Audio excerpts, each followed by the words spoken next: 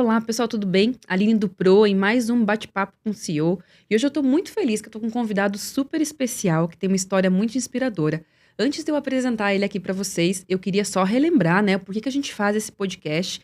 O objetivo do nosso podcast é inspirar todos vocês para que vocês conheçam histórias que são inspiradoras de profissionais que hoje são CEO e aprendam um pouco com esse caminho que fez eles chegarem até lá. Então, aproveitem todo o nosso conteúdo. Só para relembrar, né, o PRO é uma instituição que ajuda jovens da escola pública a conseguirem um primeiro emprego e o nosso objetivo é garantir que todos os jovens do Brasil consigam um bom primeiro emprego. Então agora eu tenho o prazer de convidar o Ronaldo Ribeiro, que é CEO da Farmax. Ronaldo, obrigada, viu? Imagina, eu que agradeço. Um prazer estar aqui. Obrigado pelo convite. Espero que a nossa conversa inspire aí muitos jovens. Tenho certeza que sim. Ronaldo, eu sempre aviso todo mundo que essa parte é a parte mais técnica do nosso podcast. Tá bom.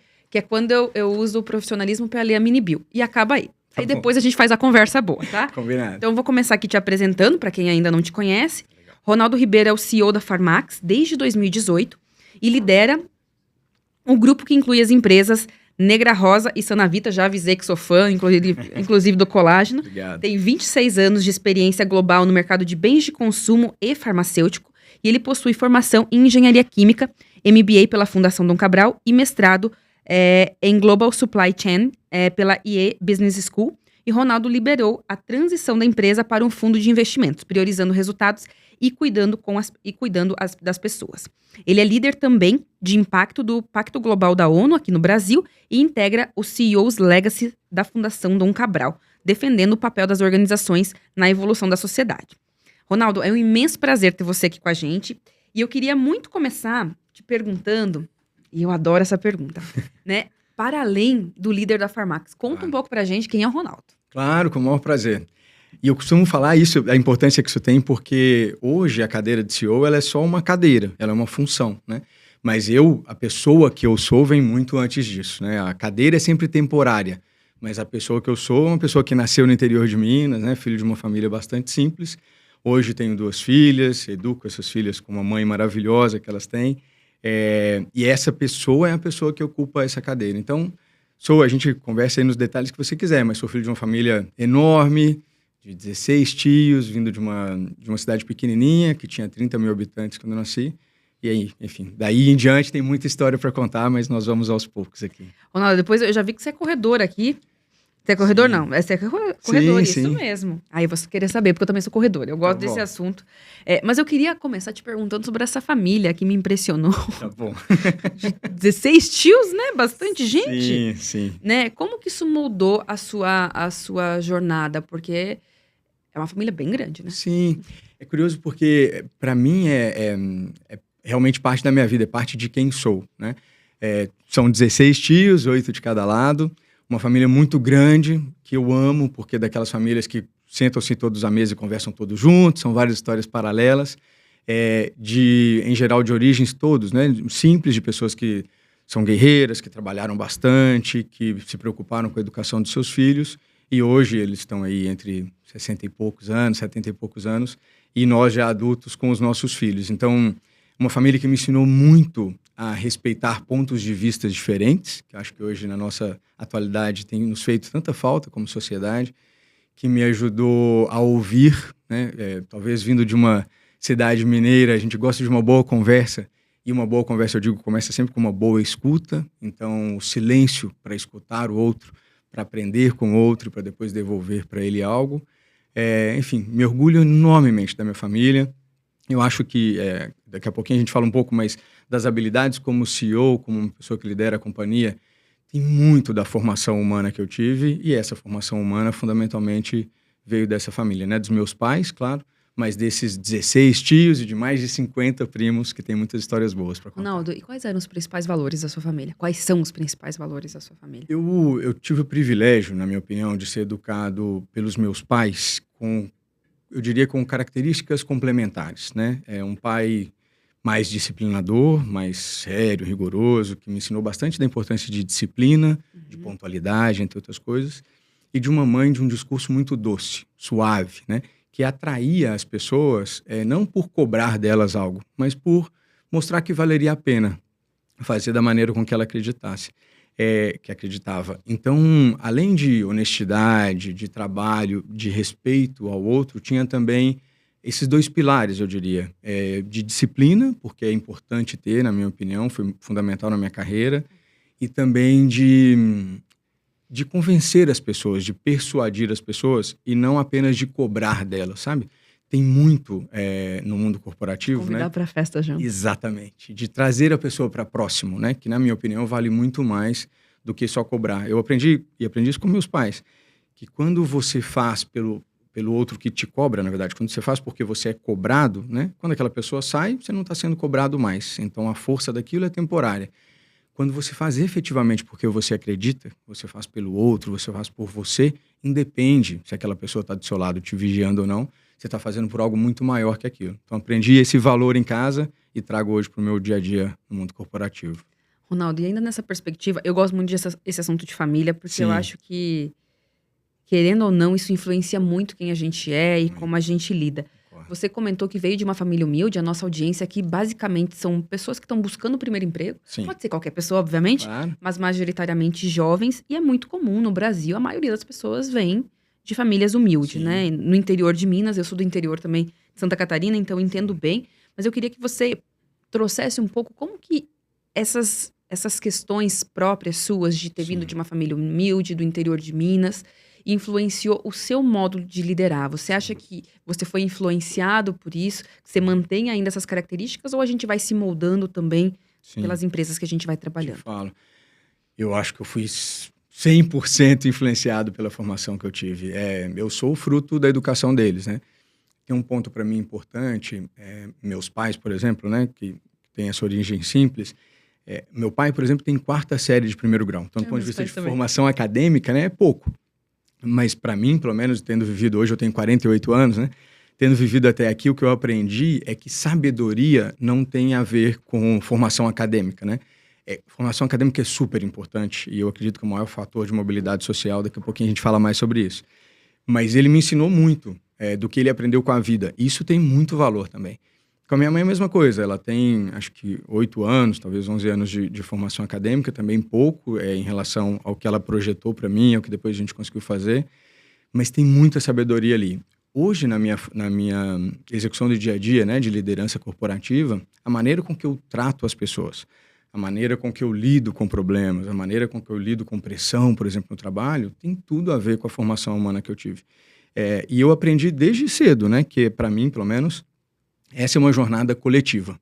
A vida, eu acho que ela tem uma responsabilidade sua, né? Claro, é a sua vida, você tem responsabilidade sobre ela, mas ela é melhor vivida se com os outros, né? Se você consegue atrair pessoas para fazer essa jornada com você. E isso eu aprendi em casa. Ai, que delícia. Queria perguntar um pouquinho para você sobre a transição, né? Você estudou em escola pública, depois você foi para escola particular. Conta um pouco pra gente como é que foi essa transição e também os desafios, né, e oportunidades que você encontrou no meio do caminho. Você já trouxe aqui pra gente, né, a educação talvez seja o caminho mais claro de mobilidade social. Sim. Então conta um pouco pra gente, partindo da premissa dos seus pais, que estudaram menos, mas que tinham muita sabedoria, pra você que teve a oportunidade, a partir deles, de estudar um pouco mais. Claro, te conto, com um prazer. Bom, eu comecei estudando nessa escola pública no interior de Minas e fui muito bem acolhido. Eu tenho um enorme carinho pelo sistema educacional público, sou fruto dele, né? Dos 11 anos que eu estudei antes da universidade, 8 eu estudei em escola pública e a universidade que eu fiz também é pública. Ali, por exemplo, eu estou lendo um livro que acho que vale a pena citar, que chama Potencial Oculto, do Adam Grant. Eu amo Adam Grant, meu autor preferido. Bom, e ele fala disso, ele fala que os professores nesse período de formação da criança, né, depois pré-adolescente, são muito importantes. E a escola pública que eu tive, particularmente nessa cidade do interior, eu fui muito bem acolhido. As pessoas eram pessoas que efetivamente cuidavam da gente, né? Então, eu acho que, e até hoje, não conheço mais, não estou no sistema educacional, mas acho que tem características distintas de escola pública e escola privada, e não tem, assim, boa e ruim, ou pelo menos não por essa definição, né? Tem características diferentes, foi o que eu experimentei, pelo menos. No sistema público, então, uma atenção enorme, um carinho enorme, eram unidades menores, né, porque era de uma cidade menor, e foi ali que eu aprendi, que eu fui alfabetizado, que eu aprendi a convivência com muitas pessoas diferentes. era uma cidade pequena, então todas as pessoas conviviam ali, né? Aprendi muito hoje dos temas de diversidade e inclusão naquele sistema educacional.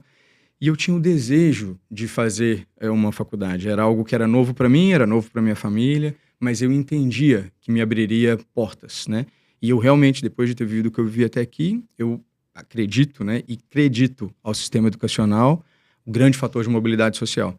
Quando eu decidi, então, ir para a escola privada, tinha uma restrição na minha casa, de dinheiro mesmo para pagar, né? Então, teve essa primeira transição de entender o sacrifício que aquela família, que a minha família fazia por aquilo, mas eu entendi que tinha algo que me conectava na escola pública ou na privada, que era o desejo de dar o meu melhor. Eu ia fazer o meu melhor, seja em uma ou em outra. Eu tive uma ajuda de uma professora da escola pública que me ensinou matérias que eu não tinha recebido ainda para passar no processo de seleção, né? E depois, na escola privada, eu fiz um processo de vestibular, ainda antes de poder entrar, para ganhar bolsa. Então, eu tive, durante um período da escola privada, bolsa por ter passado no vestibular antes, né, do momento e de, enfim, ter algumas questões específicas lá. Mas, para mim, tem um ponto aí importante que é a escola privada me preparou para passar no vestibular, era isso que eu fui buscar lá, né? Aconteceu, deu certo. Mas acho que tem um ponto importante que é você fazer o seu melhor nas condições que você tem, né? Um pensamento do estoicismo aí. E aí depois, claro, se as condições melhorarem, faça o seu melhor com novas condições ainda melhores. Mas acho que tem um ponto de protagonismo importante aí. Na minha experiência, pelo menos, seja na escola pública ou na escola privada, eu tentei dar o meu melhor, de um máximo de esforço e aproveitar daquela condição o melhor que ela poderia me dar. Isso foi algo comum entre as duas. E eu acho que eu vivi o melhor que eu poderia viver daquelas duas experiências. Ronaldo, eu acho que esse é um ponto super importante, né? Porque às vezes a gente que vem de uma situação financeira menos favorável, Sim. a gente tem uma crença, né? Que a gente é menos capaz, a gente... E quando você traz essa perspectiva do protagonismo, né? Porque você fez uma migração e você conseguiu caminhar super bem, né? Sim. E você querer fazer o seu melhor. Eu gostei muito dessa frase, né? Fazer o seu melhor com as condições que você tem, né? Sim. Às vezes a gente fala, poxa, eu queria subir a montanha, mas Sim. nesse momento eu não consigo. Mas então, nesse momento que eu tô aqui embaixo, Exato. qual que é o melhor que eu consigo para um dia eu poder subir lá, né? Acho que Sim. a gente ter um olhar um pouco mais generoso com a gente, Sim. mas também, assim, na perspectiva, eu sou responsável por isso também, né? Claro. Preciso fazer a minha parte, né? Tem uma coisa que eu acho importante, assim, e hoje, né, falando, por exemplo, imagino que muitos jovens estejam nos ouvindo, quando eles me veem, por exemplo, na posição que é uma posição de líder de uma companhia grande, eles podem romantizar uma história e imaginar que ela foi sempre dourada, né, cheia de flores. Não é real isso, não é verdadeiro. Pelo menos a minha história não é assim. E acho que é importante falar, porque em alguns momentos da minha vida, né, nesse momento era um deles, por exemplo, na escola privada eu tinha aula de inglês e eu me lembro da primeira aula que o professor falou que era preciso, se fosse ao banheiro, pedir inglês. Eu só sabia verbo to be, sabe? Tipo, eu brinco que eu era mestre em verbo to be, que eu tinha aprendido verbo to be já durante 2 ou 3 anos. Então eu me lembro que o primeiro trabalho foi a leitura de um livro.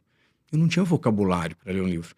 Então eu pedi minha mãe para comprar um dicionário, ela conseguiu comprar, eu tinha o livro emprestado da biblioteca, eu tinha um caderno.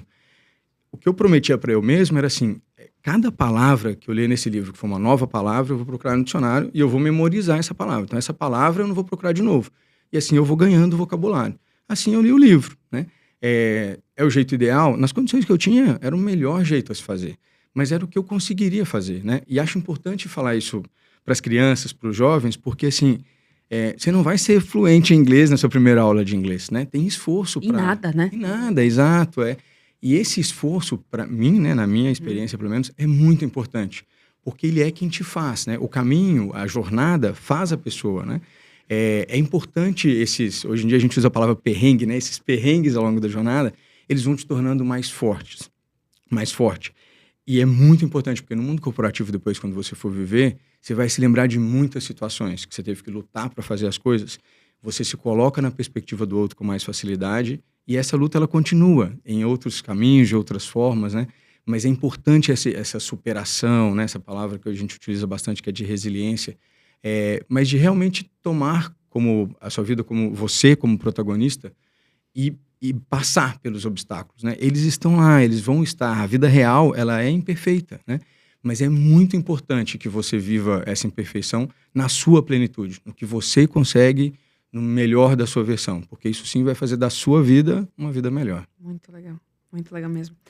Ronaldo, tem uma pergunta aqui. A gente está falando muito sobre mobilidade social pela educação, mas eu queria que você contasse um pouco como que você transpõe isso para a Farmax, Sim. né? Aqui falamos na perspectiva sua, mas Sim. como que você transpõe isso, principalmente no desenvolvimento e avanço de colaboradores, né? Eu acho que o que todo mundo quer, todas as pessoas esforçadas, que eu acredito que são a grande maioria, Sim. as pessoas querem crescer. Então Claro. conta pra gente como é que você faz na Farmax, mas antes, só pra quem ainda não conhece, explica Claro. pra gente o que é a Farmax, quais Claro. são as marcas que estão dentro desse guarda-chuva. Legal. Hoje a Farmax é um grupo de empresas composta por Farmax mesmo, né, que é uma delas, Sanavita e Negra Rosa. A Farmax, como empresa, começou em 1980, então tem 44 anos já de jornada, e ela tem 2 unidades de negócio. Uma de medicamentos sem prescrição médica, como o soro fisiológico, por exemplo, bicarbonato de sódio, e outra de cosméticos, como protetor solar, cremes hidratantes, sabonetes, removedores de esmalte, entre outros.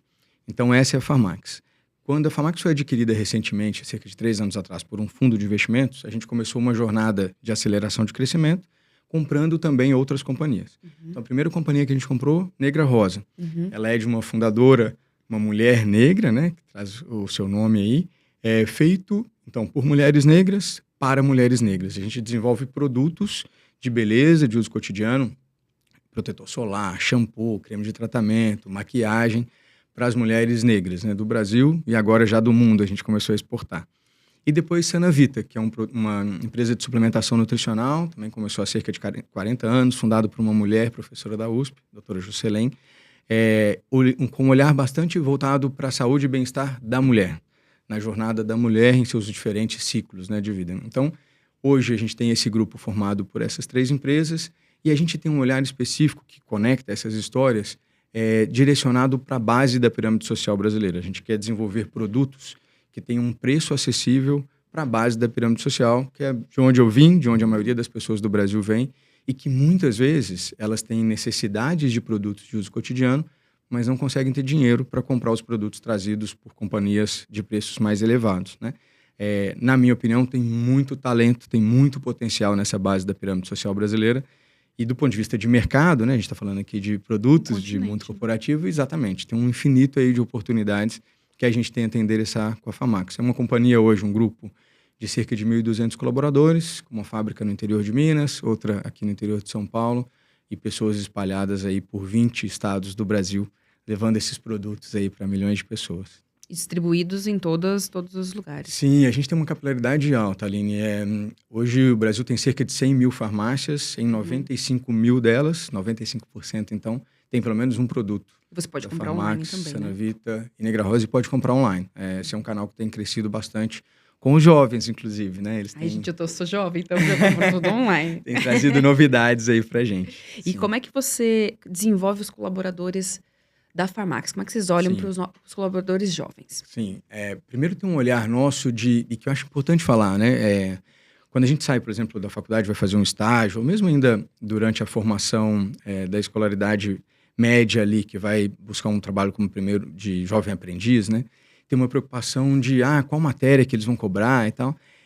Claro que é importante as avaliações da escola, né? Como que vai seu currículo, um cuidado acadêmico, mas mais que isso, tem o que a gente chama de competências ou os valores transmitidos na vida da pessoa até ali. Então, por exemplo, o que a gente olha?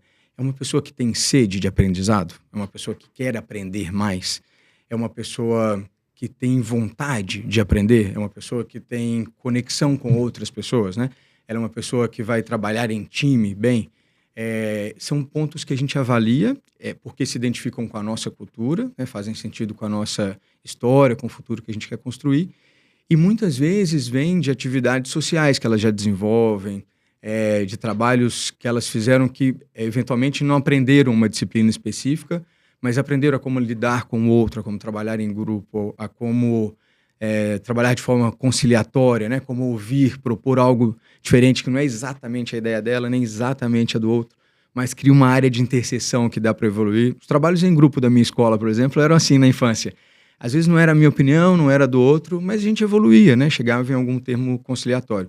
Isso vale muito no ambiente corporativo e é assim que a gente busca as pessoas. Então, basicamente, pessoas que queiram crescer, que queiram aprender e que não se satisfazem com o que já aprenderam até aqui, né? Esse mundo está mudando muito rápido, é importante continuar aprendendo. Ronaldo, e tô pensando aqui, né? A nossa audiência ela é muito jovem, assim. O que você daria de dica para alguém que está começando? Sim.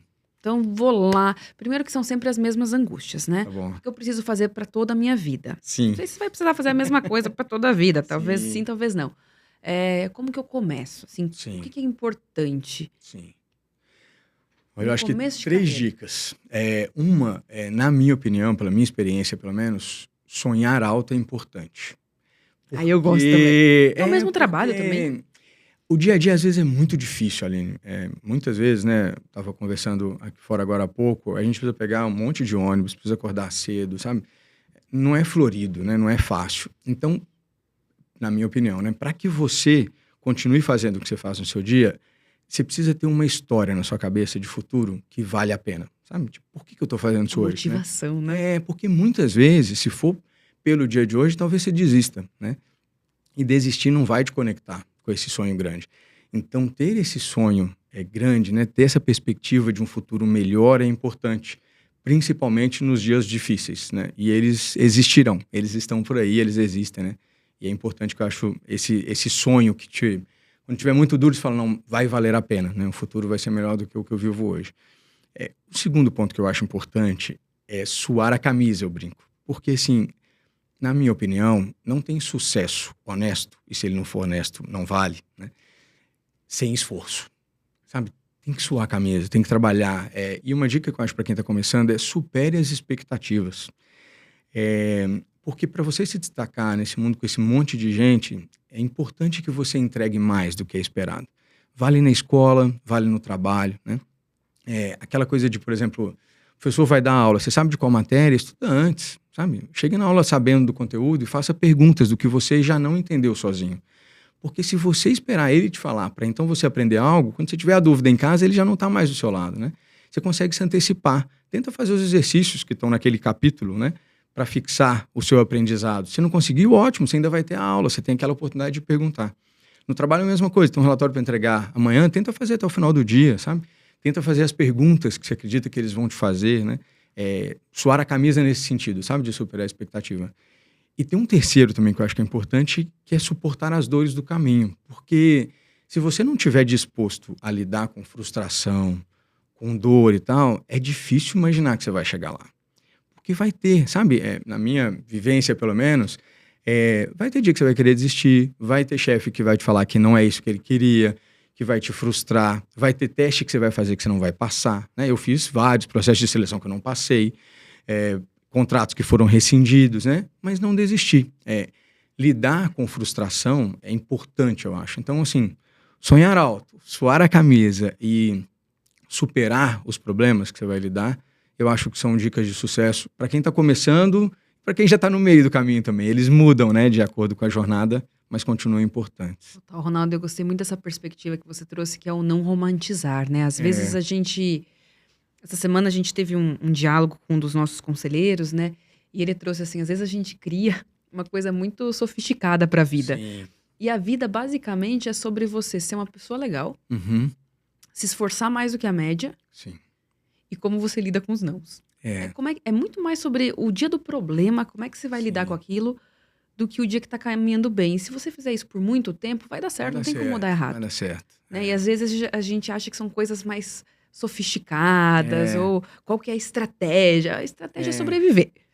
Dia a dia, até tentar ser o seu melhor. Eu acho que é um pouco mais simples, né? E tem uma preocupação para mim nova com as mídias sociais. As pessoas estão comparando muito as vidas delas às das outras pessoas, né?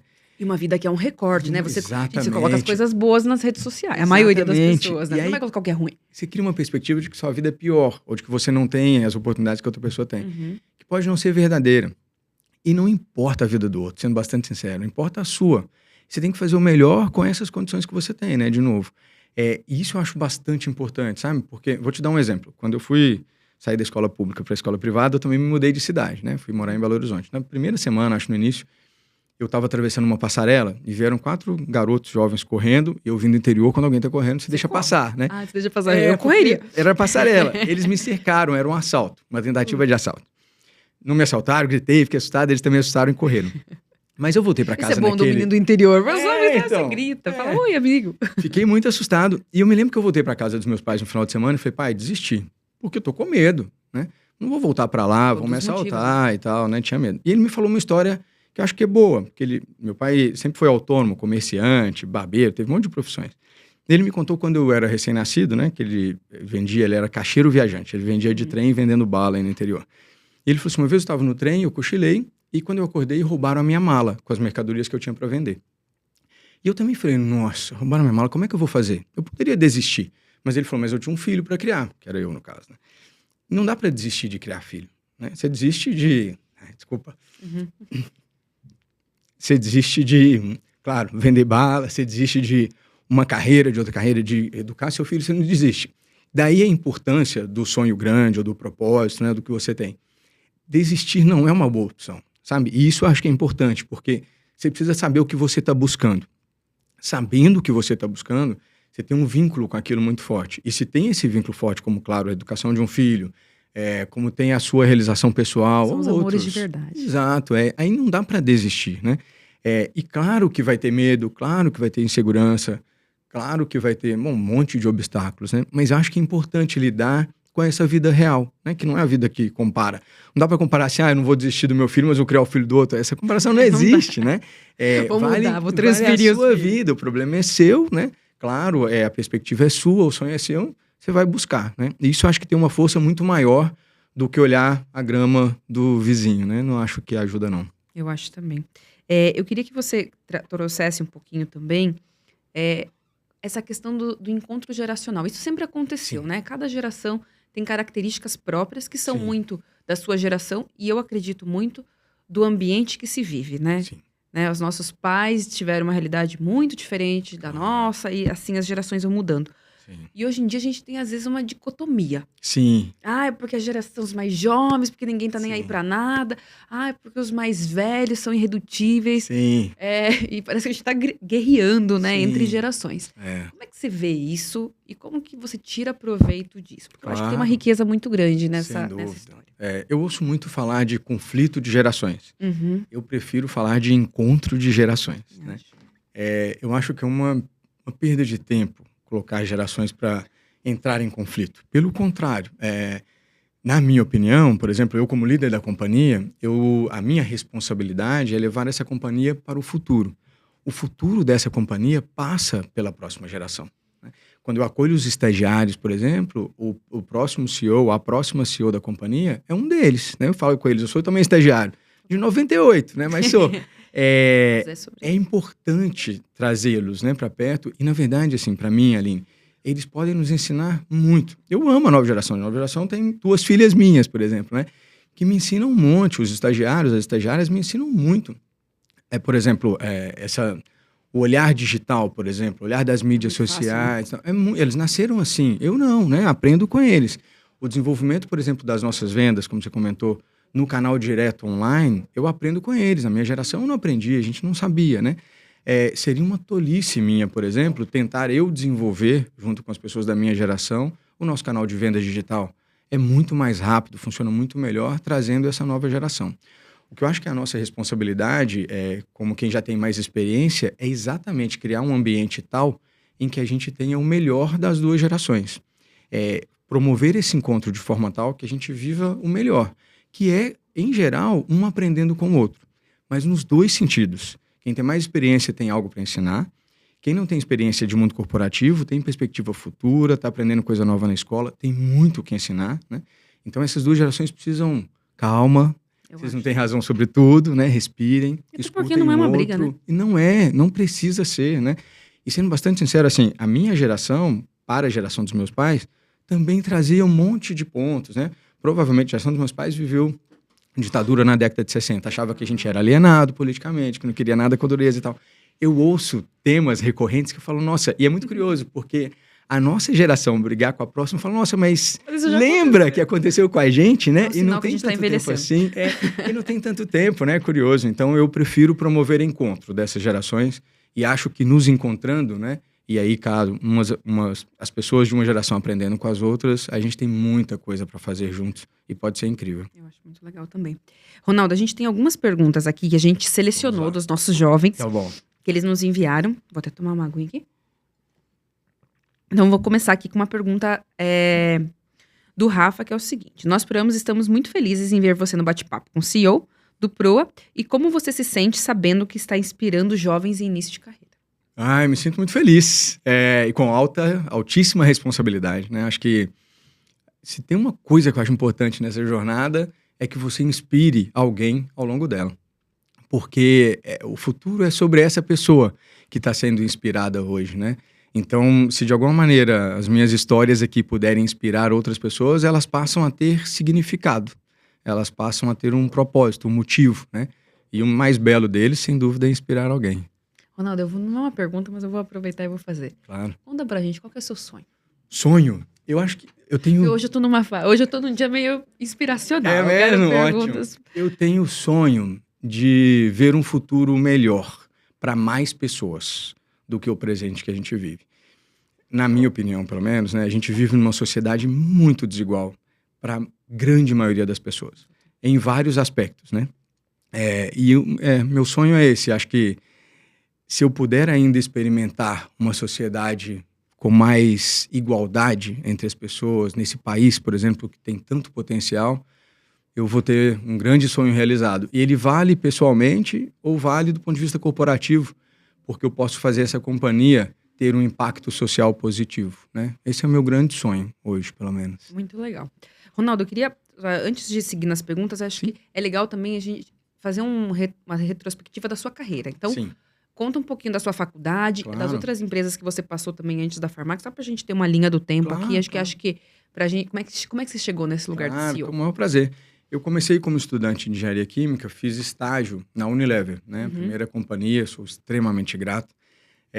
E aí entrei na Unilever, então, como estagiário e fiquei lá durante 18 anos. A grande escola de gestão que eu tive, de liderança. Todo mundo fica bastante tempo na Unilever, né? Então, é uma belíssima companhia, tem muito carinho, muitas pessoas que ainda trabalham lá. E pela Unilever eu morei em países diferentes. Então, morei no Brasil, em Brasis diferentes, costumo brincar, porque Minas, São Paulo, Recife, Pernambuco. Bom, depois da Unilever aqui, eu fui trabalhar no México, depois trabalhei nos Estados Unidos, depois na Inglaterra e depois na Suíça. Minhas filhas, cada uma nasceu num país e a gente achou que era importante trazê-las de volta exatamente para ganhar aqueles valores humanos daquela família muito grande. A gente achou que era importante na formação delas como seres humanos, né? Que, não, na minha opinião, não se forma um ser humano só nas escolas, só nos bancos acadêmicos, se forma na vida, ouvindo as histórias dos avós e por aí vai. Então a gente voltou ao Brasil e aí eu decidi sair da Unilever porque eu queria ficar aqui no Brasil, né? Na Unilever eu me mudei bastante. Fui para o Boticário, uma companhia brasileira que também tem um carinho enorme. Então, Curitiba. Uma história de fundador incrível, né? Extremamente inspirador. E eu fiquei... Uma marca super brasileira. Exato, E fiquei lá cerca de 1 ano e meio, pouco tempo, e aí fui convidado a suceder os fundadores da Farmax. Então, faria também uma migração de responsabilidade, né? Deixaria de cuidar de uma área e passaria a cuidar de um negócio como um todo. Cheguei à Farmax, como você disse, em 2018 e estou por aqui já há 6 anos. É esse um pouco do caminho profissional. Do ponto de vista de escola, você mencionou no início, eu falei, né, da escola pública até aqui, depois fiz o FMG, que é uma escola pública de universidade. E das escolas de negócio, estudei aqui na Dom Cabral, depois na Kellogg, nos Estados Unidos, no IE Business School em Madrid, estudei o módulo internacional em Xangai, na China, e fiz um programa de gestão avançada no ano passado, 2 anos atrás, na França, no INSEAD. Então, eu gosto muito dessa interseção do mundo corporativo, profissional, com o mundo acadêmico. Na minha opinião, o mundo acadêmico... Continuou estudando, né? Continuei estudando. O último curso que eu fiz foi ano passado. Seguramente farei outros, né? Porque eu acredito que o mundo acadêmico, ele acelere o seu desenvolvimento e ele também te ensina... por exemplo, se eu tivesse só me graduado e parado, né? Eu me graduei em 97, imagina. De lá para cá, tudo aconteceu, O mundo né? mudou.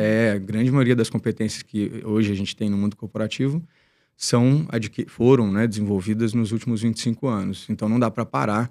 Fica uma dica aí para os estudantes jovens que a gente tem. Não pode parar, né? É o início de uma jornada de desenvolvimento contínuo, né? A vida na minha opinião, uma jornada de aprendizagem contínua. Então, voltar ao mundo acadêmico de vez em quando faz muito bem para a carreira e para a pessoa, né? É importante manter-se atualizado, manter-se vivo, na verdade. Exatamente.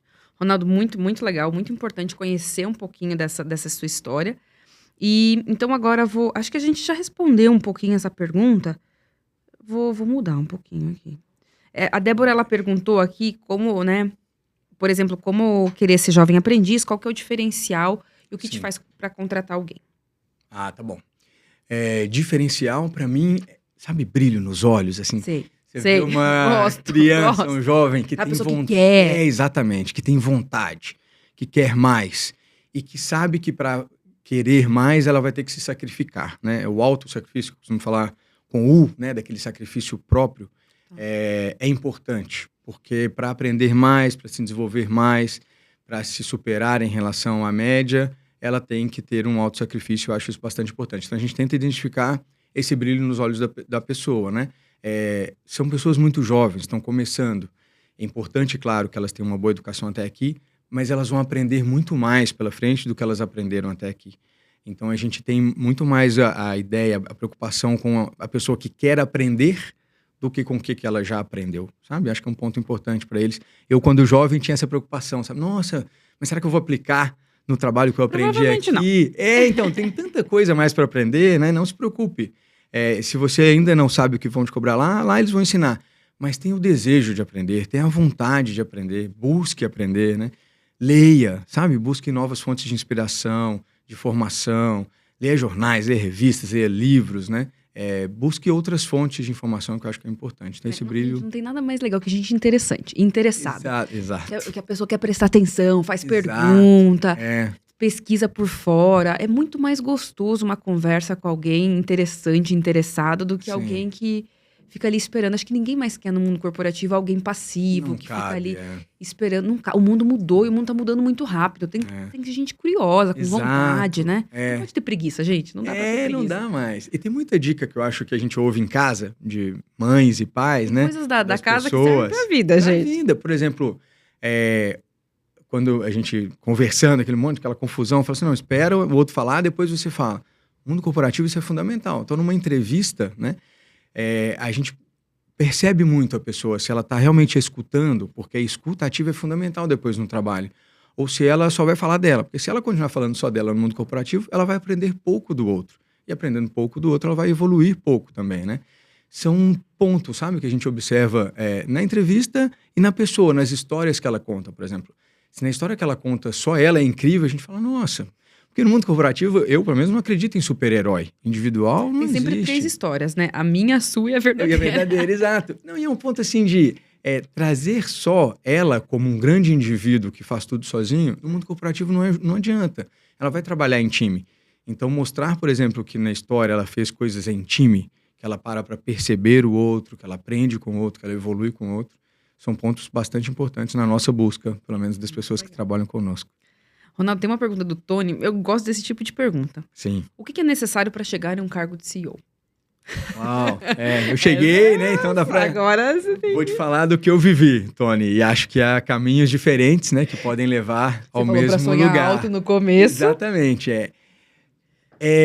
uma coisa que eu acho muito importante, você não pode se eximir de responsabilidade.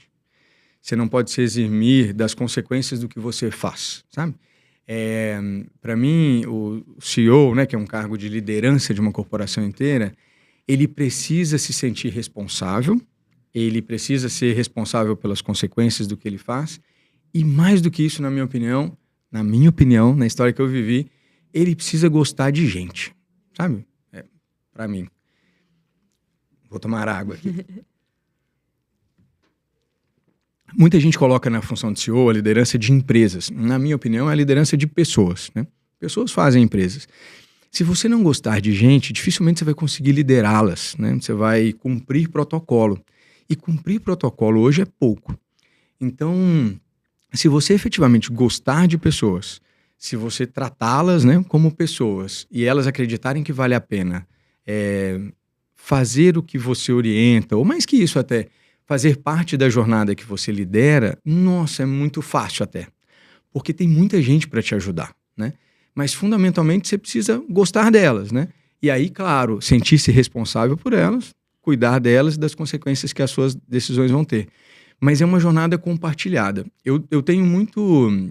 eu teria dó, na verdade, de uma pessoa que chega nessa cadeira e tenta ser um líder solitário, né? Um herói solitário, né?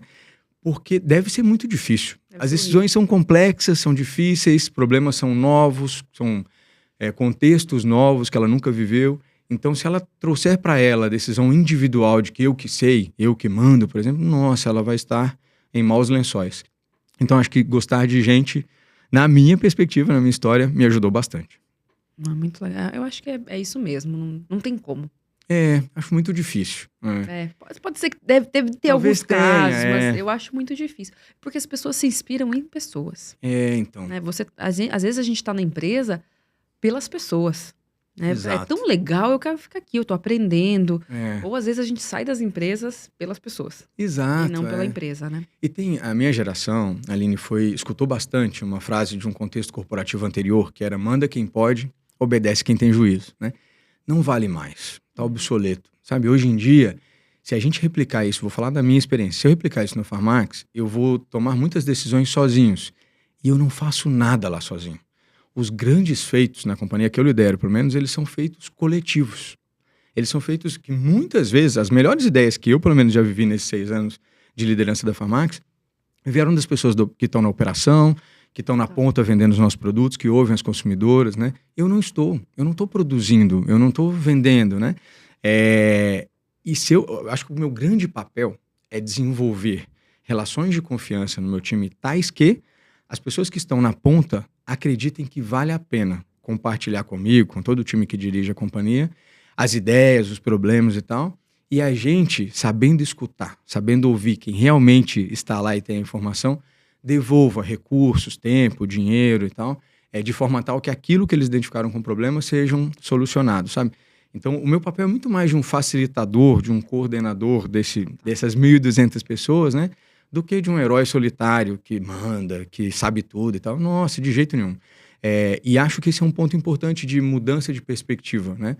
E olhando para frente, na minha opinião, pelo menos, é muito mais por aí. É muito mais um olhar de gente, de conexão, de novas propostas, de ouvir, de ter agilidade, do que de uma liderança solitária baseada naqueles heróis da nossa infância. Total, eu super concordo.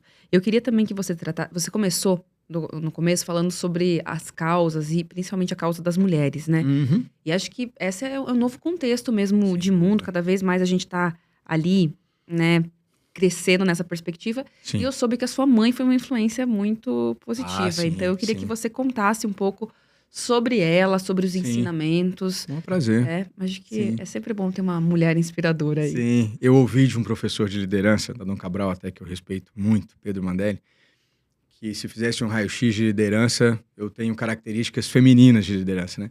Eu falei com ele que eu não poderia ter elogio maior que esse, porque eu aprendi muito com a minha mãe. Minha mãe, sem dúvida, acho que é a pessoa que mais me influenciou na minha formação, né, humana. Uma coisa que eu aprendi com ela que é bastante importante, por exemplo, é ler o que não está escrito, ou perceber o que não foi dito, sabe? Ler nas entrelinhas, né? Quando eu converso com você, por exemplo, te olhar verdadeiramente e perceber em você se você está num dia bom, se não está. Quando eu te perguntar, por exemplo, tudo bem?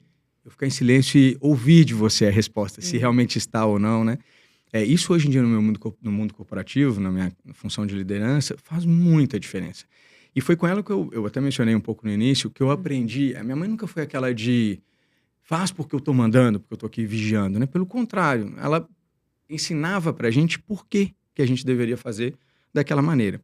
E tendo aprendido o porquê, eu fazia independente da distância que eu estava dela. Podia estar do meu lado ou eu podia estar, por exemplo, em outro país. Ela seguramente não estaria me vendo, como até hoje eu acho que ainda faço coisas, né?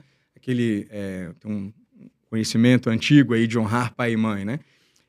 Pela história, sabe? De por quem ela é e tal. Pelo fato de ela ter me ensinado o porquê e aquilo passar a ser importante para mim. E aí eu faço por essa importância que tem. Hoje no mundo corporativo, por exemplo, a maneira como eu lidero é de conversar com as pessoas e fazê-las, primeiro ouvi-las, entender o que é importante para elas. Eu brinco que a Farmax, na minha opinião, deveria ser eu brinco, mas é de verdade, uma plataforma de realização de sonhos. que tem o sonho corporativo, claro, da companhia que quer crescer, que quer alcançar mais pessoas e com isso, claro, vender mais, gerar mais lucro, que é importante, né? Ela precisa se manter como companhia. Mas as pessoas que vêm trabalhar conosco, elas têm seus sonhos individuais. E essa companhia deveria permiti-las realizar esses sonhos.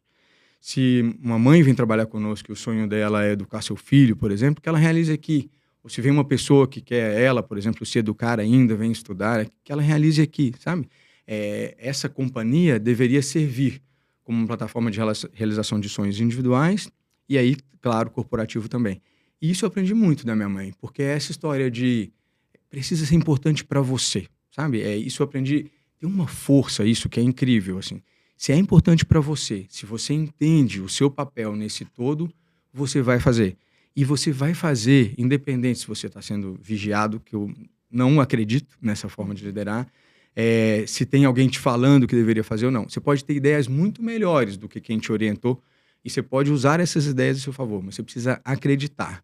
E essa é uma característica feminina que eu acho que eu aprendi muito com minha mãe, de percepção e de, portanto, ao perceber o outro, conseguir conversar com ele e, claro, né, ouvindo dele o que é importante para ele, conduzir muitas pessoas juntas, né, com um propósito único. É muito legal, né? Porque a maioria das coisas são não faladas, né? São não faladas, sem dúvida. Então, se você prestar atenção, né, às vezes a pessoa fala uma coisa e você fala, mas não tem nada a ver, ela tá sentindo outra coisa. Mas por algum motivo ela decidiu seguir um caminho diferente, né? E tem uma coisa ali, né, acho, do nosso tempo atual. A gente vive, eu ouvi isso uma vez de um outro professor que eu respeito muito, que é o Zeca de Mello, a gente vive num mundo super acelerado. E as pessoas, às vezes, querem fazer muitas coisas sem elas pararem antes para pensar se faz sentido aquilo que elas estão fazendo ou a velocidade com que elas estão fazendo. Para mim, uma metáfora boa é como se tivesse um hamster naquela rodinha. Ele pode estar super acelerado, mas sem sair do lugar, né? É preciso pensar antes se o que você está fazendo com essa velocidade toda faz sentido. É isso que você quer, né? Naquele sonho grande, essa velocidade toda que vai te colocar mais próxima desse seu sonho futuro, talvez não seja. Talvez numa conversa mais lenta, né? Num olhar mais cuidadoso, numa conversa com alguém com seu celular virado com a tela para baixo, né? Em que você está realmente prestando atenção no outro, te leve mais próximo desse futuro que faz sentido para você, para essa outra pessoa. E que talvez isso nem precise de tanta aceleração assim, sabe? Acho que criou-se uma necessidade de correr tanto, de estar sempre girando tão rápido. Quem tem que correr é o maratonista, né, gente? Ele tem que correr, é o trabalho dele, mas a gente não. Não, e essa questão de velocidade, sabe? Precisa mesmo fazer tanta coisa ao mesmo tempo? Eu tenho a sensação que a gente faz tudo mal feito. Se fizer muita coisa ao mesmo tempo, eu tenho essa sensação. né? Parece que você tá cansadíssimo. Você fala, mas nem sei o que eu fiz. Então. Nem lembro o que eu fiz. No nosso cotidiano, imagina, você chega para conversar com alguém, eu queria falar com você. E quantas vezes eu já ouvi, pode falar, eu tô prestando atenção, mas tá olhando no celular, no computador trabalhando. Tá prestando atenção, né? É isso, né? Respira, para um pouco, né? Faça o que é importante para você. E se não for importante para você conversar comigo nesse momento, ok, né? Mas quando for, converse comigo, né? Acho que é importante. Eu gosto muito desse modelo. Ronaldo, eu queria que você...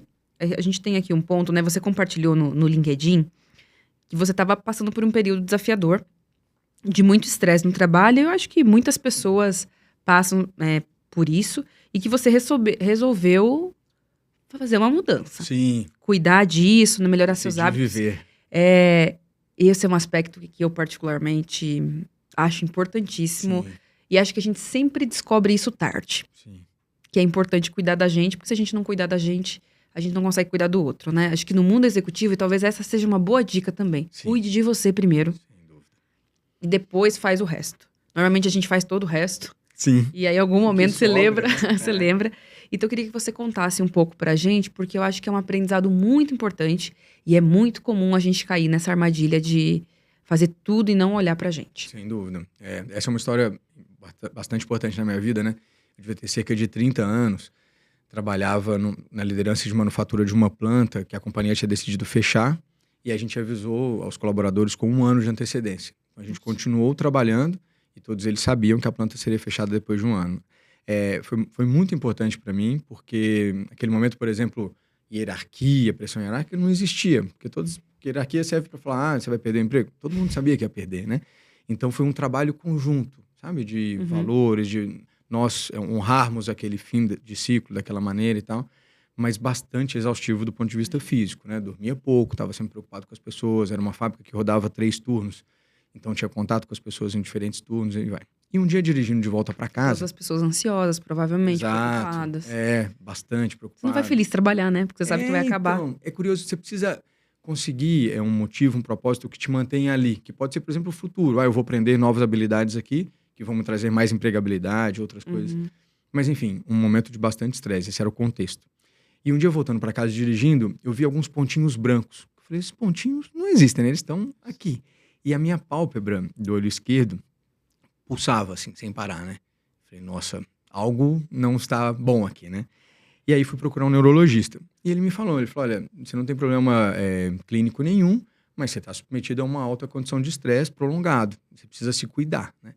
E aí eu tenho um histórico de mortes precoces na minha família, de problema cardíaco, de diabetes e tal. E ele falou, com seu histórico, ainda mais, né? Então eu costumo falar com o meu time, foi esse o post que eu fiz no LinkedIn, nesse momento eu decidi viver. Porque eu entendi que se eu não cuidasse de mim, da minha saúde, eu não teria vida, né? E o que é mais importante do que vida, né? Parece óbvio até, mas no cotidiano nosso, muitas vezes a gente opta por não cuidar de nós mesmos, né? Como se a gente tivesse alguma outra vida, como se fosse videogame, né? Que acaba uma, começa a outra. E aí foi quando ele falou, busca alguma atividade física, algo que te sirva como válvula de escape. Eu tinha uma academia lá que eu comecei, que era no caminho de casa, então comecei a nadar, mas nadar para mim era complexo, porque demorava muito tempo, eu não sabia nadar, enfim, tinha que ir naquele lugar, e aí eu escolhi correr. Porque é o mais fácil. Correr é fácil. Correr... Fiz a mesma escolha. Você tem tênis, tem um piso, você né? Pode um correr chão, em qualquer você lugar. Pode correr em qualquer lugar e tal. E aí tem 20 anos, aproximadamente, que eu corro. É a minha válvula de escape, eu uso ao meu favor. Hoje, por exemplo, acordei, né? 5h15 da manhã, corri. Para mim é importante, faz parte do meu cuidado pessoal. Não me coloco aqui como um super-herói, sabe? De falar, nossa, eu consigo fazer tudo. Não consigo. Mas isso, como você disse, né? Eu brinco com aquela filosofia das máscaras de oxigênio, né? Coloco primeiro em você, para depois no outro. Você precisa se cuidar. Eu sou líder do Pacto Global da ONU, aqui no Brasil, do ODS 3, de saúde e bem-estar. E agora, mais que nunca, falando de saúde física, de saúde mental, né? Da importância de cuidar do aspecto mental, de você, se tiver acesso, ir a um terapeuta, entender que ter esse cuidado é importante. Você é um ser humano completo. Não tem separação de saúde física e saúde mental. É saúde, né? Você precisa se cuidar. Tem muitos casos de burnout, de estresse elevado. Então, Você acha que isso piorou depois da pandemia? Eu acho que piorou. Eu acho que... Aquela prisão que a gente viveu ali... Não é natural. O ser humano é um ser social, né? Ele precisa de conexões, ele precisa de contato. A gente ficou excluído desse contato durante um tempo muito prolongado, né? Acho que as possibilidades hoje de conexão, por exemplo... Eu trabalhei muito tempo em fábrica. Na fábrica, 20 anos atrás, saía, por exemplo, depois do almoço, do jantar, todo mundo conversava, sentava no mesmo banco. Hoje a gente sai, tá cada um no seu celular. Eu acho isso uma loucura, assim. Essa história de que, mas eu tô conectado com alguém que tá longe, mas você se desconectou completamente de quem tá perto, né? E pode ser que você tá só se entretendo, mas é um entretenimento, às vezes, superficial, que não te traz conexão real, né? Não te permite escutar uma outra história, ter, sabe, felicidade, prazer, poder oferecer algo para esse outro que se conecta perto de você. Então, acho que tem uma soma de fatores dessa nova vida, dessa sociedade contemporânea que a gente está, que agravou o aspecto de saúde mental, e acho que a gente precisa se cuidar bastante. Essa é uma dica de atividade física, seja qual for, ou algo que te faça bem, mas tem que fazer. Na minha vida, pelo menos, não abro mão. Eu também sou super adepta e acho que alguma coisa você vai gostar. Exatamente. Existe 1 milhão de esportes, alguma coisa. Então. E tem que ser o que te deixa feliz, o que te faz bem. Prazer. A corrida é um caminho fácil porque é o mais fácil. Sim, Você precisa de um tênis e todo mundo tem um tênis, ali, né? Claro. Caminha, faz algo, mas faça algo, sabe? E é isso, assim, não espera chegar nas condições ideais, não espera, né? Não, mas eu preciso diminuir peso, eu preciso... Precisa do tênis de placa. Não precisa. Não precisa, imagina. Precisa de um tênis. Exato. Quer dizer, porque tem tênis que é mais difícil de correr, mas um tênis você precisa, todo mundo tem um tênis. Vá, comece. Eu queria te perguntar, Ronaldo, um pouquinho sobre a questão do impacto da ONU no Brasil, né? Você é líder desse programa, você foi escolhido como porta-voz do programa Liderança com Impacto da ONU no Brasil, representando não apenas a Farmax, mas acho que todos os CEOs. Então conta um pouco pra gente o Claro. que é o Pacto, né? Nem sei se todo Claro, mundo conhece, e claro. qual que é a sua atuação lá. Claro, claro, conto sim. Bom, o Pacto Global da ONU, a gente tem, foi estabelecido, né, uma ambição de 2030 com 17 objetivos de desenvolvimento sustentável. Acho que vale a pena até para quem está nos ouvindo, para as Depois a gente coloca pessoas. o link também no Acho que YouTube para todo mundo os jovens, conhecer. por exemplo, né, é um ponto de conexão, de boas conversas, né, nessa agenda que é conhecida no mundo corporativo de ESG, que cuida Uhum. de questões ambientais, sociais e de governança. Acho que é um ponto bastante importante. Desses 17 Objetivos de Desenvolvimento Sustentável, eu represento no Brasil, juntamente com o Gustavo, um parceirão aí de causa, é o ODS 3, que é de saúde e bem-estar. O propósito, ao liderar essa causa, é falar dela no ambiente corporativo, né? Mostrar como que as empresas podem propiciar saúde, bem-estar, levar isso para a população, levar impacto positivo para a sociedade, como que a gente pode internamente propiciar isso para as pessoas que trabalham conosco. Tem muita coisa para se fazer, Aline. A gente acabou de falar disso, né? De saúde mental, de saúde física. O ambiente corporativo, ele tem muita pressão, é algo inerente, né? Acho que a gente precisa desenvolver um repertório de como lidar com essa pressão. Eu tenho filhas, né? Pré-adolescentes, adolescentes, que lidam, por exemplo, com estresse na escola, né? Da prova, né? E eu falo, olha, a prova vai existir, né? Como que você reage a esse estresse é uma escolha sua. Então, vamos desenvolver formas aqui, né? Você quer, por exemplo, respirar um pouco, vamos fazer uma caminhada para pensar em outras coisas, tomar uma água para manter-se hidratado, enfim, né? Tem coisas diferentes para lidar com o estresse na escola, seguramente no trabalho também. Dividir decisões, pensar em você como ser humano que é completo, né? Naquela história de, a geração anterior também, eu falava muito de deixe seus problemas em casa, não leve seus problemas para o trabalho. É impossível, É né? uma coisa A só, minha né? vida é uma só. Eu sou Não quem dá eu para sou. fechar as caixinhas. Não dá.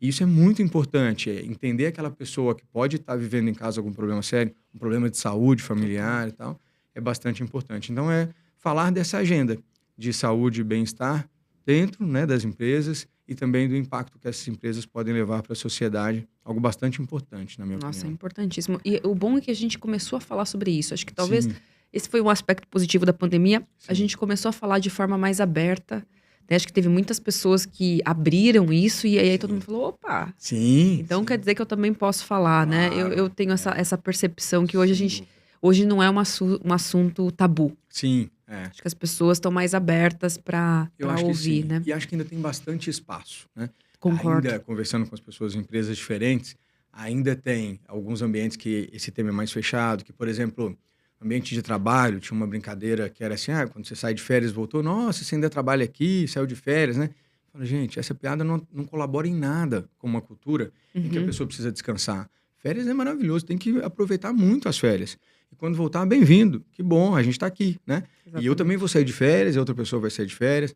Quando a gente saía no horário estabelecido, por exemplo, do trabalho, tinha uma piadinha de nossa, você tá desmotivado. Eu falei, gente, para com isso. Essa piada não condiz Eu já com a trabalhei numa cultura que a empresa gente... que às 9 horas da noite desligava a luz. Sim, E todo mundo ficava lá esperando sim. das 9 horas, porque falava, gente, porque amanhã eu preciso contar. Imagina que eu fiquei até a hora de E aí apagar. a pessoa fala, nossa, você foi embora cedo, nem ficou até o apagar das luzes. Tá vendo? Gente, não cabe Não isso. cabe, não cabe. E é importante porque as pessoas falam, mas é só uma brincadeira. Não é. A brincadeira ela Nunca é é, né? retrato da cultura, sabe? E a gente, na posição de líder de companhia, de líder de área, né? Vem da gente o exemplo. Então, nossa, eu preciso sair de férias sem o menor constrangimento. Fala, gente, estou saindo de férias, vou aproveitar com a minha família. Se possível, não Beijo vou pra responder vocês. nenhuma atividade aqui do trabalho. A gente tem, por exemplo, por hábito, a gente tem um grupo, né, de aplicativo de conversas, em que quando a pessoa sai de férias, ela sai do grupo. Porque senão ela fica ali conectada nos ambientes, nas conversas de trabalho, né? Eu me lembro de uma pessoa que falou, eu estou de férias, mas vou participar da reunião. Eu falei, você não vai participar da reunião, você está de férias, né? E é importante a gente dar esse exemplo para que haja esse cuidado com essa saúde mental que, na minha opinião, vai ficar cada vez mais complexo, né? O mundo vai ficando mais complexo, tem Eu acho situações também. ambíguas para se decidir. É muito importante a gente cuidar da gente mesmo para então cuidar do outro. Ai, Ronaldo, muito, muito legal. Eu super concordo. Infelizmente, a gente está caminhando para o finalzinho do nosso Sim. podcast. Eu tinha várias perguntas ainda, mas não vai dar para fazer. Vamos ter que fazer um segundo podcast para a gente Ótimo, compor que bom. tudo isso. Mas agora é o seguinte, agora é um momento especial que se chama Sim. bate-bola. Tá bom. Eu faço perguntas diretivas. Sim. Agora não tem liderança humanizada. Tá bom. Eu faço perguntas diretivas e você me responde de forma Perfeito. objetiva, o que Tá vier bom. à cabeça. Combinado. Tá bom? Então bora lá. Bora. Um livro que todo líder deveria ler. Coragem de ser imperfeito. Brené Brown. Uma dica rápida para aumentar a produtividade. Pontualidade. Coisa boa. Ai, gosto. Um podcast que todo mundo deveria escutar, além do nosso, Além de vocês. obviamente. Work Life, do Adam Grant. Ai, gosto muito dele também. Qual o seu defeito mais útil? Nossa, meus defeitos são muito úteis. Eu acho que é muito importante abraçar os defeitos e mostrar-se como você é. Porque é isso que te conecta com as pessoas. Eu sei que era bate-bola, mas uma frase do Fernando Pessoa: o perfeito é desumano, porque a humanidade é imperfeita. Então, ter defeitos, ser imperfeito é maravilhoso. Você é um ser humano, né? E é isso que te conecta. Muito bom. Liderar uma grande empresa é? Uma honra, uma grande responsabilidade. Se pudesse ter um superpoder, qual seria? Tornar esse mundo mais igual. O que faz um CEO chorar? Ai.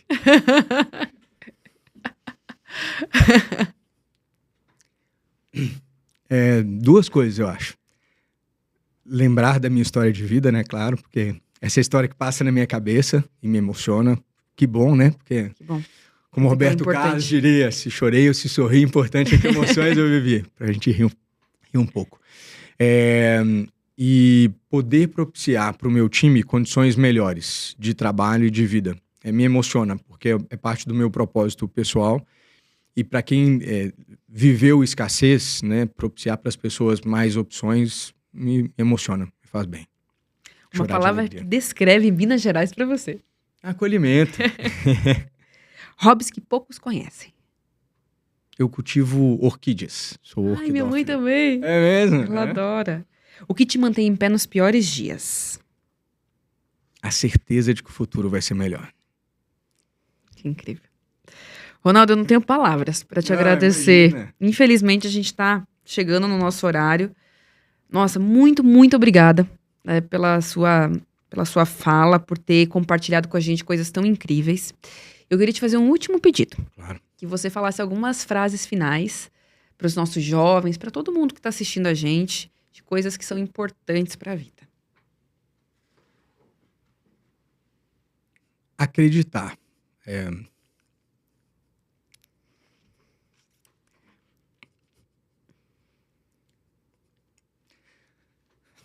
Como se eu estivesse falando comigo. Quando jovem, né?